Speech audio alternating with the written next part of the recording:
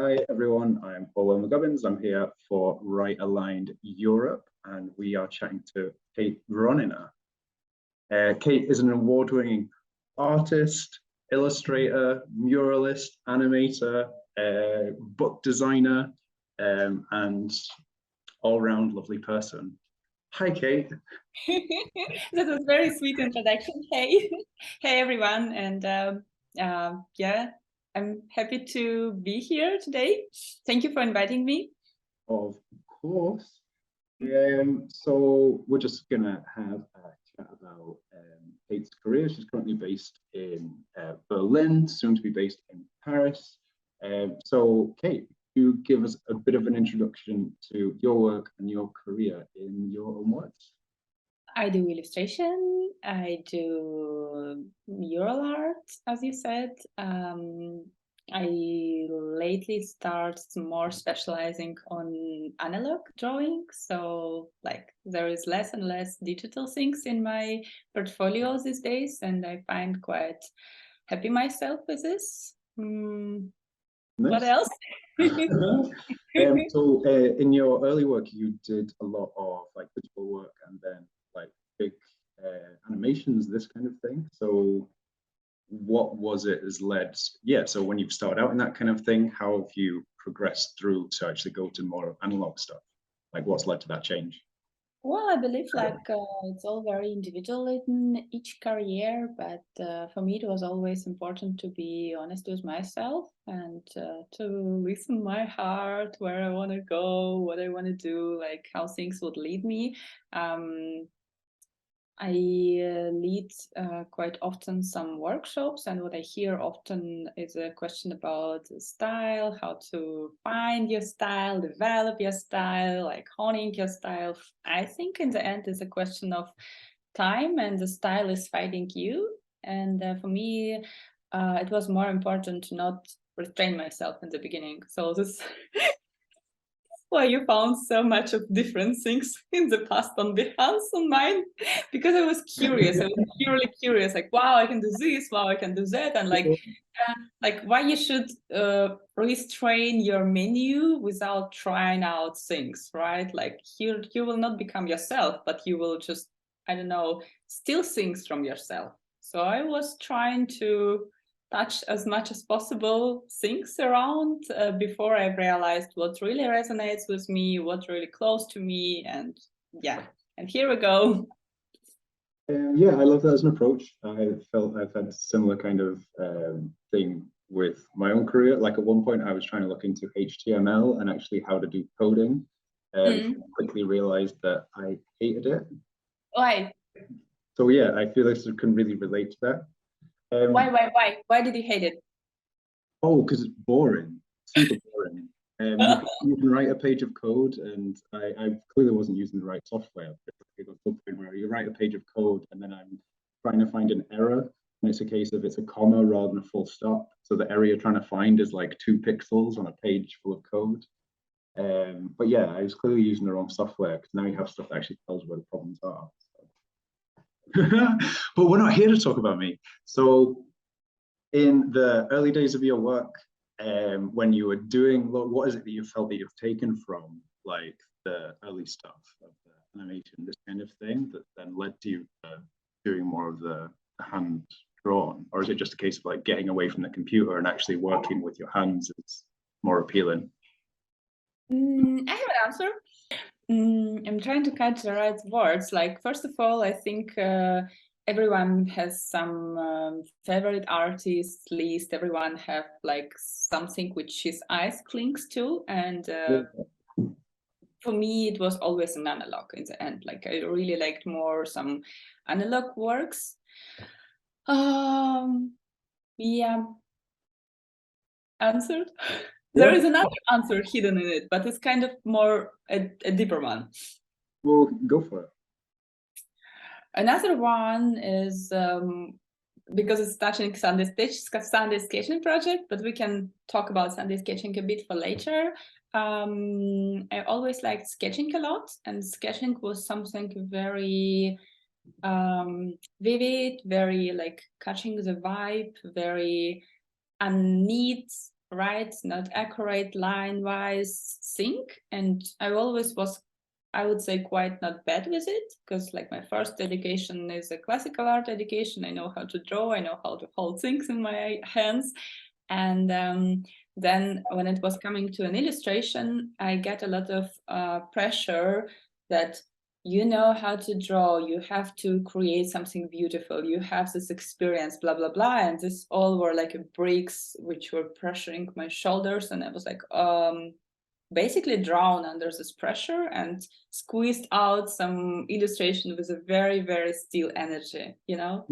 Like, yeah. And there was a lack of this liveliness, of this fun, because I didn't enjoy drawing it after all. I was like, I hated myself drawing it. I like to go to the bar, ask someone for rum cola, sorry, and like draw in a semi-dark ambience where I barely see what I draw and come back at home maybe a little bit tipsy and see like, oh wow, that was quite something interesting and intricate I cut it. I'm not saying that drink is good for drawing, but I'm saying like sometimes when you like unleash yourself a little bit, I still think when I'm drawing, I still analyze, I still have some inner tasks when I draw, but I have more fun with myself. I have more, like, it's interesting for me. But when it was coming to an editorial or any other commercial illustration, the fun was killed from the beginning. Before I started, you know, like before I started, it was already dead because I was like, no, you have to create something and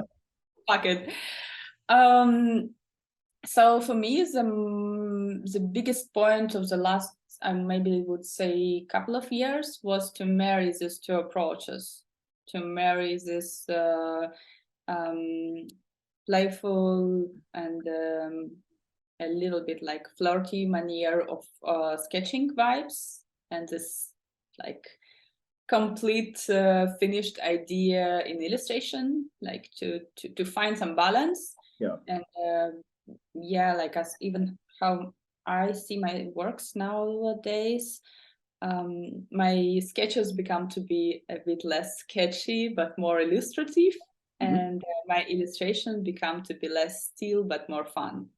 So this was an important bridge I was building, and maybe this was the reason why I switched to analog fully, because of this sketching approach. No, I absolutely love that, and I think I understand what you mean. It's like when, so coming from like a design point of view, you don't really get to create art. You get to create what, like, you have to, there's a set of things that you need to hit with whatever it is that you make. So to a certain extent, you don't get to just be free. It's like there's societal expectations, there's expectations of the client, like what they think their audience wants, this kind of thing. So there's a set of real rules you have to hit. And I think this stuff being super often quite boring because we're just recycling the same ideas. No one wants to break out. So yeah, I get what you mean when it's like you're creating for somebody else and it just goes flat. And you're just like, this wasn't me. This was like a box version of me. Yeah. So yeah, it sounds like as your skills have developed, like as you've become more adept using your hands at sketching and things get better, as you say, it just gets close to the finished product. But that's a problem for many people in our art sphere, because as far as you reach the point when you call yourself professional, you kind of have very high expectations from what you can do and who you are, and then you leash yourself, and then you're like, so it's like your knowledges will not run away tomorrow, or like the moment you will let yourself a little bit more free. And this is like a very tricky balance to find, to be more, to be like less stiff, to trust yourself more. You're a professional, but relax. But do you feel you have to go through that crisis first to go like, there's actually, when you realize that your work is kind of being tainted by everything else around you, to then go, okay, relax, trust yourself, just like go for it. Yeah, so one of the things I want to talk to you is just to carry on the kind of topic. Looking into your work, like your early work has, you have a few different styles that you touch on. It's like it's clear from the very start that's like the style that you currently use. There's threads of that. But like the earlier stuff, like I was saying to you earlier about the spirit fox, which is this hyper detailed drawing, illustration. Canvas, I guess. Yeah, I forgot what you're talking about. I was like, what are you talking about? Okay. The canvas. Yeah. Also, this was canvas. This was hand done. Ah? So Spirit Fox was a canvas. It was hand done. Yeah. Amazing. Yeah. So I was saying, like, looking at the earlier stuff, it's like the style is almost totally different from what you create now. So you said like you've done, as you work, you kind of find your own style as you go. But what is it that's made you kind of drop the earlier stuff, like the hyper detail, to go for more like kind of work you create now? Why you color your hair? Because I wanted to. Same. No, I mean, like, we have to change. We change all the time. I changed few countries last few years, and it's a huge, like, it's, sorry for saying the same word again and again, but it's a huge change, and its impact on my personality, its impact on my inner feelings, on my self-definition, and all of these changes, of course, somehow reflected what I do. So how, as you say, having traveled and been in different places, how would you say that Berlin has impacted like your creative personality?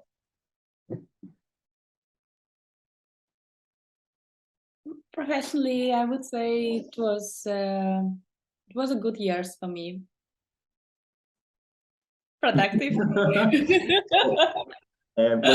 When we first like met, you said that when you wanted to move to Berlin, you wanted to become like a world famous illustrator. I still want. How's the progress going? Has Berlin how's Berlin pushed you along that path?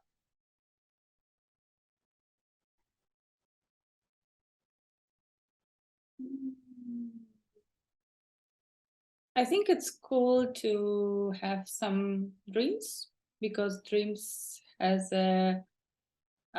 sometimes comes true. I would say most of the times, if you really want something. So when I moved to Berlin, at the very beginning, my biggest dream was to make a mural, which happened.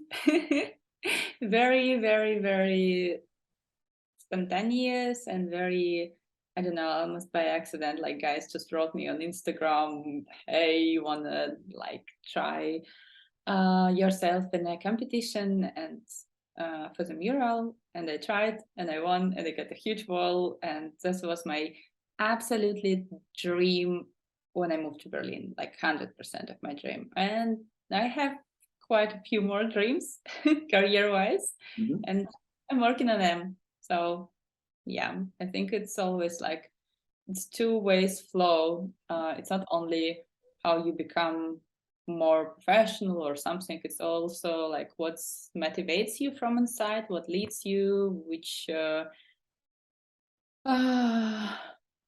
goals you put for yourself. Yeah. Make this sound, so the way you describe it is as if it just happens, rather than like something that you put a lot of work into and allowing to happen. I'm trying to catch your yeah, so like for me, like when in any creative career, things don't just happen unless you know a person that knows a person. Things don't things just happen. You get me right. But it's like, you've created a body of work that's then when somebody's looked into you or given you give you opportunities. Yeah, I don't really know how it works in the universe. I think also everything is very individual. I don't think you can just sit on your couch and wait all of the world customers will reach you out. It doesn't work this way. But sometimes you knock to one door and another door is open. And this is very often happened to me, like, I don't know. I clearly remember for like for instance, 3 years ago, I write to agencies and edit and magazines and like to everyone emails every maybe half year, every 7 months. And that time I wrote these emails, and I wrote back to that time I really wanted to be represented by some agency. I don't know why, because I didn't have an experience, and I thought it's kind of cool. Now I'm not sure, because I had an experience within this time frame, and wasn't really my thing. But maybe I have to try it again. But whatsoever, what I was trying to say is that I was knocking to the door of some quite big and famous agency, and like after I wrote this, I don't know, 100 of emails, a few days after, I get quite bold negative feedback from the agency, like don't write us anymore. We don't like your works. You do not suit to us. And it was a little bit like, I don't know, I say almost not polite from their side. And I caught myself at the very second on the thought, like I wasn't upset. I was like, okay, you're Miss. And literally 5 minutes after, the Washington Post wrote me and offered me a job to draw an illustration for them. Wow. And I didn't write them. This was the point. Like I was really several times writing to that agency, and they like said me no. And then the Washington Post wrote me, and I was like, wow, that's cool. So this, for me, this is how it works. Like, you know, you have to, of course, try to write tons of emails and try to be visible in this artistic world. But sometimes, like, it just happens that through some social media or through whatsoever, people find you too. Yeah, I like that you keep saying it's like you're talking about the universe, because it's like I think there is part of this. It's like my mum's super into this way of thinking. Oh, damn. We're gonna have to poor setup. Sorry, guys. We'll cut it together. It'll be fine. But yeah, my mum is really into this kind of thing. When she's helped me shape that view of the world, it's like if you put the universe is all connected, and if you're putting out the right things into the universe and you're doing it with like a pure, like an honest heart, then at some point you're going to get this back. Like it's going to come back to you in a way that's actually you want. Maybe not exactly as you thought, but you're going to get what you want in a different way. I like the talks about moms. I miss my mom a lot. Yeah. Moscow, and I totally agreed with your mom. Yeah, it's exactly the same mindset and mind approach, I would say. Yeah. So how was it getting to work with the Washington Post? It was cool.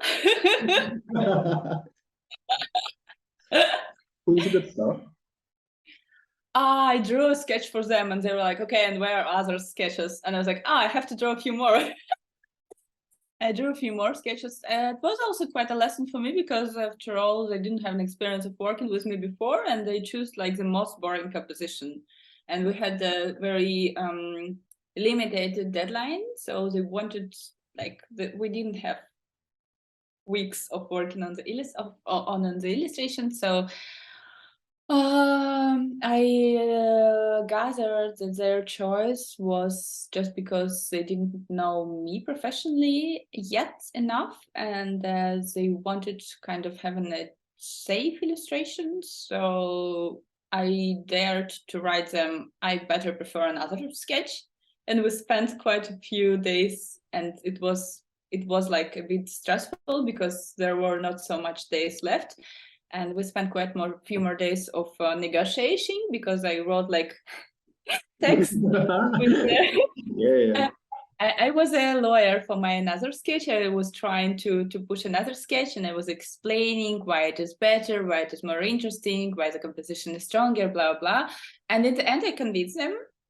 And in the end, after they approved my illustration and everything was all right, they were like, the art director wrote me like, thank you very much for pushing us to the second sketch composition. So I think it's like, even if the client seems for the moment somehow huge to you, it's still important to not forget about who you are, what do you want, and to not like how to say it in English? Succumb to the circumstances. Yeah, don't just give in. Just yeah. I love that, because that'd have been so easy just to been like, okay, you're like the Washington Post. I'm just gonna like, yeah, you give up your kind of. But they really choose a very boring, you know, like when they're asking me for drawing like 6 or 7 sketches, one of them like is unavoidable to not draw to draw like to not draw like some of the boring sketches amidst this 6 masterpieces, let's say. So they choose something quite super boring, and I felt like even so I will have this line in my portfolio. Yes, I would join for the Washington Post. Like it's still. And what did I draw for them? Like this boring illustration. I don't want to have this in my portfolio. So no, I think that's a really good way of thinking about it, because you see so many artists, creators, whoever, and you check out who they've worked with, and then you look in their folio and it's like they've got, you know, Nike, Adidas, like these huge brand names, and you look in their folio and it's like, so where's the thing that you did for them? So yeah, you're totally right. If you're going to do it, you might as well do it with give them your best work and fight for it. Yeah. To not afraid to be yourself. It is important. Yeah, I love that. So how do you find doing like the mural work in comparison to doing like kind of editorial illustration? We all have our favorite people, as we talked about already a bit earlier, and I had some doubts about my personality, like artistic personality, maybe a bit in the past, because I am really the person who likes to switch an activities, and I was always thinking like, if you do this, you have to stick to this. If you do that, you have to stick. Like if you're an animator, you're an animator. If you're an illustrator, you're an illustrator. And now I feel like, why should I limitate myself? Yeah, for sure. No, really. And I found a lot of examples in the world of world famous artists who are basically sitting on a few branches of art directions, and coping well. And like one of my favorite is Lorenzo Mototti. And come on, he's doing everything. He's doing comics, he's doing like huge canvases, he's doing sketches, he's doing his own animation, character design. It's like a spider. It's the same. Like I love doing the same different activities. Sorry, got lost. Yeah. A bit.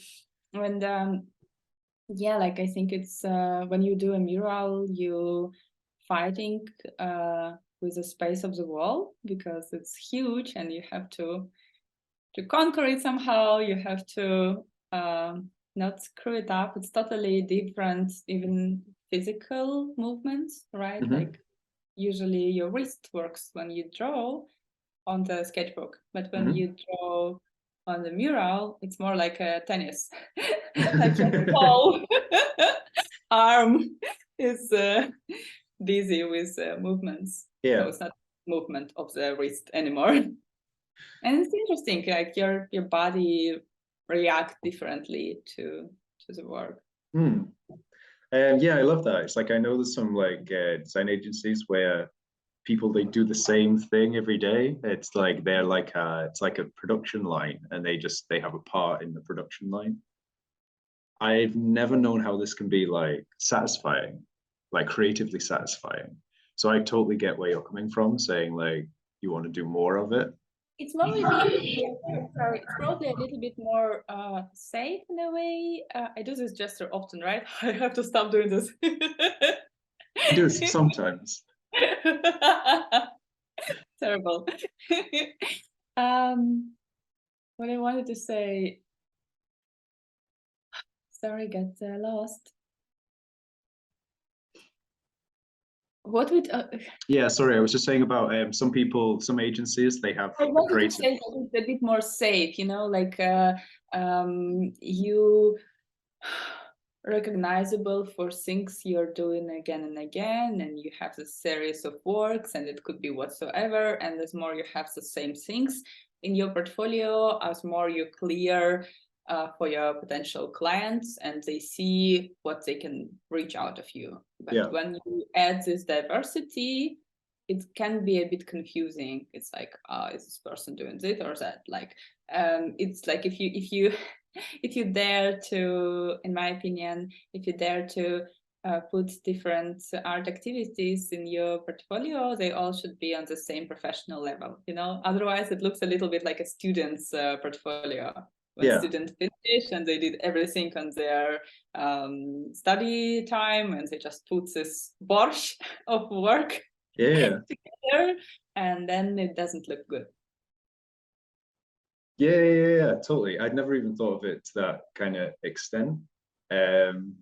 So you're totally at that, like having to look through your folio. It's like I totally get where you're coming from. It's like everything is kind of at no point, everything's kind of at the, as you say, at the same level. But you were saying there about if you have lots of stuff, people don't know what to hire you for. But that's it's my explanation why sometimes people have this fear of developing themselves in a few different branches. Branches, branches, exactly, because they may afraid that like they may confuse a client or whatsoever, you know, like I'm good with you, people have to buy me for this. Yeah, but that totally like I've felt that in my own career. I know that others have as well, but it kind of boxes you in. It like puts you, it's like you're stopping yourself from a person stopping themselves exploring their creativity. It's because line of our dialogue today, no? It's like don't stop yourself. Yeah, because they've got like somebody else's idea in their head of what they should be. So instead of being creative and trying things out, they go, oh no, I'm gonna do this. And then later in their career, they hit their like mid-30s and they're like, okay, I'm going to try other stuff. When it feels safe, when they've got like, they've built up a career on the one thing. So yeah, I love that you've gone about it the other way and just gone, you know what, fuck it, I'm just going to try this stuff out and see what happens and what I like. It opens, as you've said about opening up doors, it just like opens up the opportunities for other stuff to come in your lap. Yeah, like things you're trying to understand what works with you, what resonates with you more, what resonates with you less. Like, how do you feel about things? I really love doing murals. This is something I would be happy to. Also, being very honest, I've noticed that it's huge physical labor, and it costs a lot of energy, and you have to be physically prepared well if you do huge walls. So I kind of afraid that it's age limited things. Really, it's hard to imagine myself like in another 20 years still like doing these crazy movements. So yeah, like since I still feel myself young enough, I want to do more walls because it's cool, but I also feel like it's something you probably cannot do until the rest of your life. Yeah. So the biggest thing I've seen of yours, like in person, was the Amnesty International wall in Kreuzberg. How did that come about? Like, because they're it seems like an incredible client to work with. They found me. Amazing. so you're just going about your day, and then you just get a message, a DM from Amnesty International going, "Hey, from want to do some work?" Say again. You know, I have an echo. Have you heard it? No. No, I'm okay. I don't have it. Okay, good. As far as you don't have it, it's good. Yeah, it was a little bit miraculously, as I mentioned before.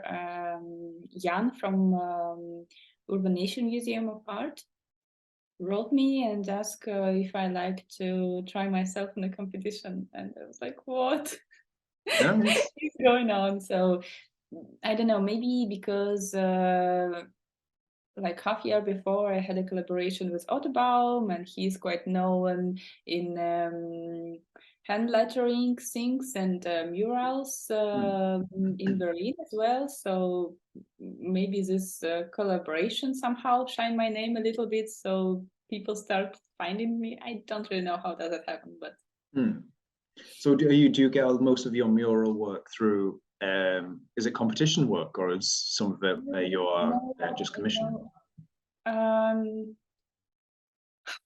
Well, honestly, after this huge mural I did for Amnesty International, I got 2 more big murals, but I didn't do anything for this. They just wrote me, they just found out me, and I had this a little bit naive thought that now everyone in the mural industry will just like, hey, Kate, we know you did this for Amnesty International. We have a huge project for you project. Amazing. No, it doesn't work like this. You have to do some effort still too. At least people know you. And yeah, like I did in suburbs of Paris and at Montargis, I did quite big mural. What was interesting, the mural for Amnesty International I did was very vertical. So it's a terrace building, but it's also very narrow. And the wow effect it brings because it's very tall. And the mural I did for La Belle Valette French Festival was basically the same size building, but it was lying on the floor, like a horizontal, very long one.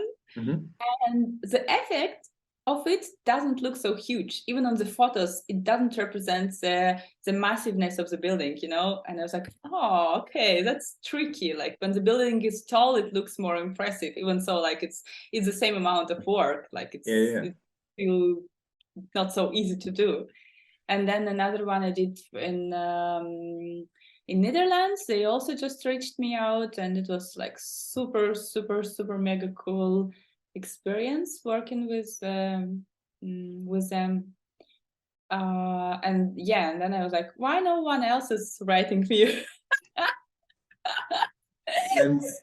But yeah, I find that super interesting. It's like a learn by doing. Like I guess, having done the 2 spaces, one landscape, one portrait, then seeing it for yourself and going, damn, this is absolutely mind-blowing. And it's like, this is beautiful and it's lovely, but it's not the same kind of, like you say, the wow effect. So what was it then? Was it having done this mural in Paris that's then drawn you to like take your life away from Berlin? Partly, yes. It was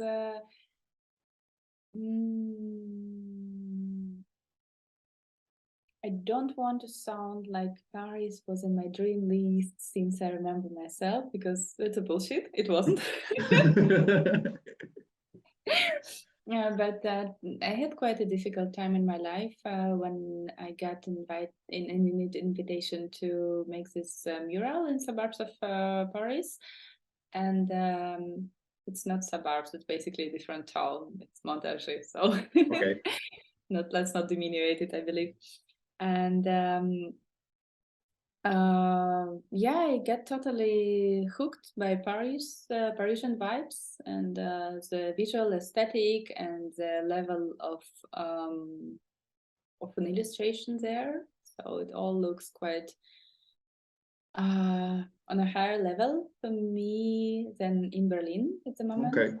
So it's one of the big reasons I want to try myself, because I see like I can grow, you know, like what I like to grow a lot, and I find Paris as a very good place to keep growing as an artist, because like plenty of extremely talented people are living there now, and I want to be their friends.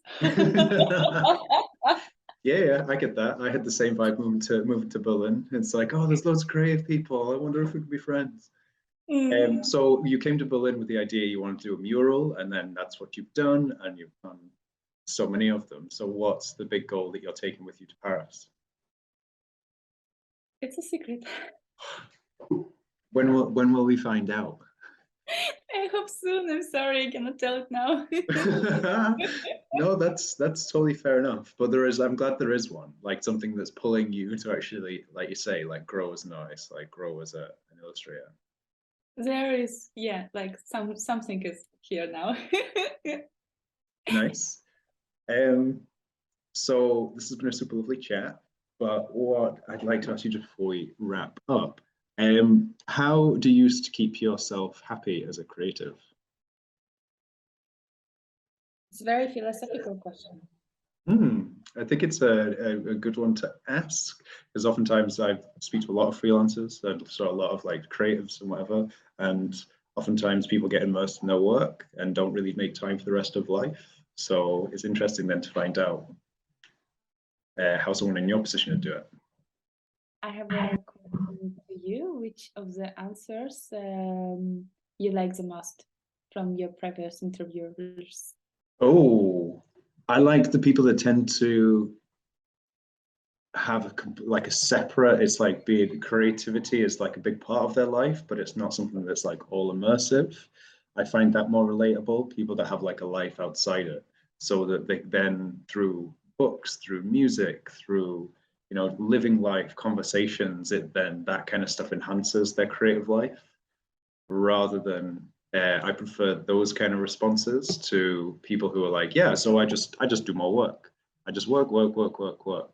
Because I find that kind of thing, like I love the kind of passion and commitment that comes with those kind of responses, but it's not something that I myself found relatable. The times that I've immersed myself in my work have been like, I've been avoiding something difficult in my life, and it's never, although it's led to me maybe becoming a better designer or like thinking about things in a more interesting way, it's kind of been to the detriment to the rest of my life.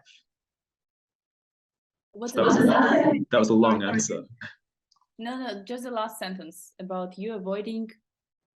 Yeah, so generally what I've done, if I've been the person that's immersed my whole life into like my work and my creativity, design, whatever, it's I've tended to be avoiding something important in my life. It's like I've been trying to get away from a certain feeling, so instead of investing myself in my work, and while I might have got a lot out of it. So your work was like a shield for you? Yeah. So for example, really?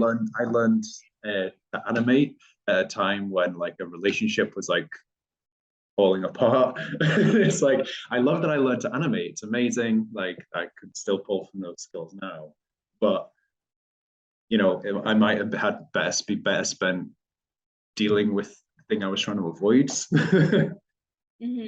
that was quite a long answer. But for you, how do you stay happy in your creative life? I was just very curious to listen your answer as well. Thank you for telling me. Maybe I am. It's a period of my life when I'm nerd now, and I find it normal. It's okay. It's like an open. Maybe you have to cut it out later. I don't know. Let's see. We'll do a little bit of editing. Recently, I had quite spontaneous date. Just spent like time with a glass of wine with someone, and the person didn't know anything about my artistic background and haven't seen my works, etc. And I almost felt kind of a relief because I get used to people judge me out of my portfolio. And I was like, wow, this is cool. And in the end, he was like, could you show me something? And I was like, no, actually, no. But for the longer perspective, of course, it's like a huge part of my personality. I cannot just cut or like diminuate or make it less important, because it is indeed very important. And I spent too much time of my life to make it important. So I don't want to underestimate it. And I don't know, like a biggest hobby for me now, I will say one intelligent one and one less intelligent one. Well, my hobby now is quite clear in learning French because I have to. Nice. Yeah, and when I get totally lazy and frustrated and can't do much anymore, I have a beautiful cat, and you know how it's waste time with cat. I think that's a beautiful way to waste some time. I was hoping Vito was going to jump up in the background at some point, but I think he's got bored of the sound of my voice. Is he far now? No, I think he must be away around the house somewhere. He's not I can't spot him here. Want to do like a short cut in Premiere when we show each other? It would be fun, you know, like if you would cut it quick. Go for it. I'll be right back. Okay. So he's a bit grumpy because I just woke him up. I just woke him up and he is not happy. As you can see with mine as well. So Kate, thank you so much for chatting today. It's been a super interesting conversation. I hope it's been interesting for the folk that will watch it. Thank you very much for the invitation. I really enjoyed a lot, and we laughed quite a lot today. Yeah, it's been fun. So see you later. See you next week. And yeah, bye.